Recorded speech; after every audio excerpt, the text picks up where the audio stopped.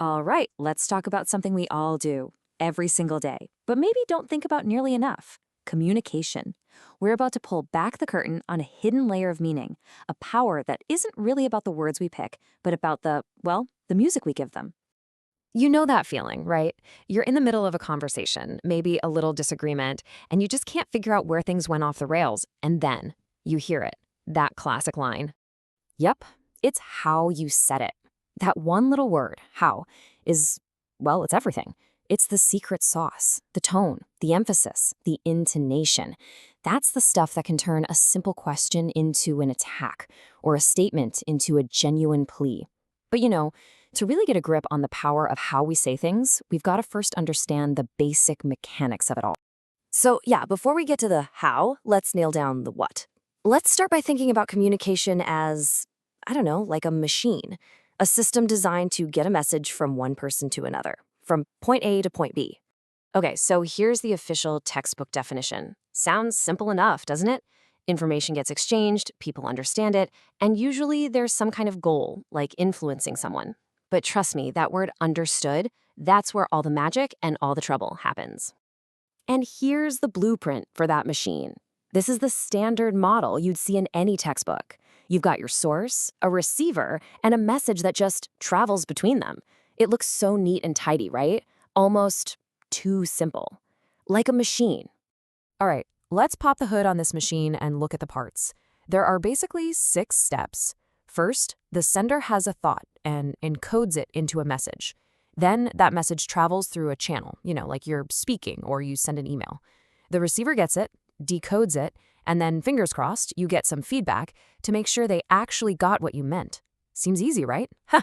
Okay, now let's make it a little more real world. Because in the real world, especially somewhere like an office, this little machine isn't just floating in space. Nope. It's part of a much bigger, more complex system where information flows in some very specific ways. I mean, think about it. You've got downward communication, like a manager telling their team what to do. You've got upward, where an employee gives an update. And then lateral, which is just colleagues working together. But it's not just about the direction. The actual structure of how that info moves, that has a huge effect on how fast and how accurate everything is.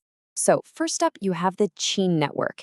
This is your classic top-down hierarchical setup. Information moves strictly up and down the ladder. It's really good for accuracy. No confusion about who you're supposed to talk to. But it is definitely not the fastest way to spread news. Then there's the wheel. In this one, everybody reports to one central person. It's super fast, and you always know who the leader is. But what's the catch?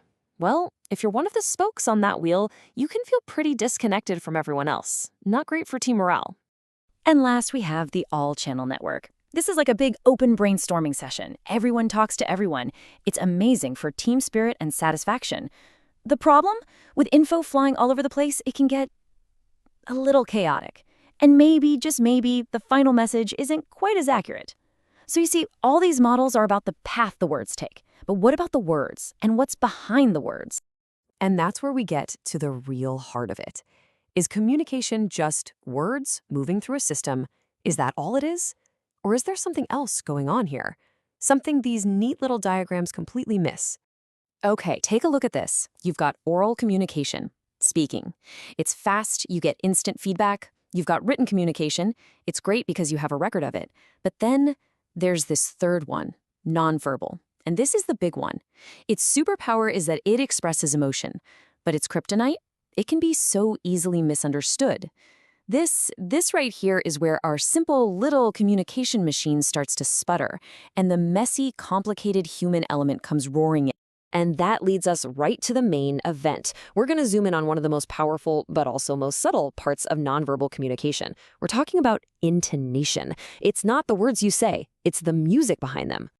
It really all boils down to this one incredible idea. You can take the exact same set of words, and depending on your tone, give them completely different meanings. It is a total game changer. Here, I'll prove it to you. Okay, so check out this sentence. Why don't I take you to dinner tonight? Pretty simple, right? Okay, now listen to this. What if I say, why don't I take you to dinner tonight? Hear that? The hidden message is maybe someone else was supposed to, but I'll step in. Okay, same words, different stress. Why don't I take you to dinner tonight? Now it's not about me, it's about you instead of whoever else you were going with. Let's do it again. Why don't I take you to dinner tonight? Now we're talking about the event itself, dinner, not a movie. And one more. Why don't I take you to dinner tonight? See, it's all about the timing. It's not tomorrow, it's tonight. One sentence, four completely different meanings. That is the power of intonation. So if tone is that important for getting our real meaning across, what on earth happens when we take our voice away completely? And that, right there, is the huge challenge we all face every single day in our modern text-based world. I mean, just think about your own day. You're sending texts, firing off emails, sliding into DMs. How do you make sure people know you're joking? How do you convey that you're being sincere or that something is actually urgent when they can't hear you? It's funny, we've actually been trying to crack this code for decades. It started with the simple stuff, right? A colon and a parentheses to make a little smiley face, just to add a tiny bit of emotional context. And look where we are now. We have this gigantic library of emojis for every possible feeling, all because we are desperately trying to shove that nonverbal emotional meaning back into our flat, toneless text. And we do it because the stakes are so high. Without these little helpers, our messages can just get lost in the noise. Worse, they have no emotional weight. They can sound cold, impersonal, or they can be completely, totally misunderstood. All because the person on the other end can't hear how you're saying. So here's a thought. The next time you're about to hit send on an email, or even just speak to someone, pause for a second. Think beyond just the words. Think about the emphasis, the tone, the hidden music. Because in the end, that's probably the part that people will remember. So ask yourself, what are your words really saying?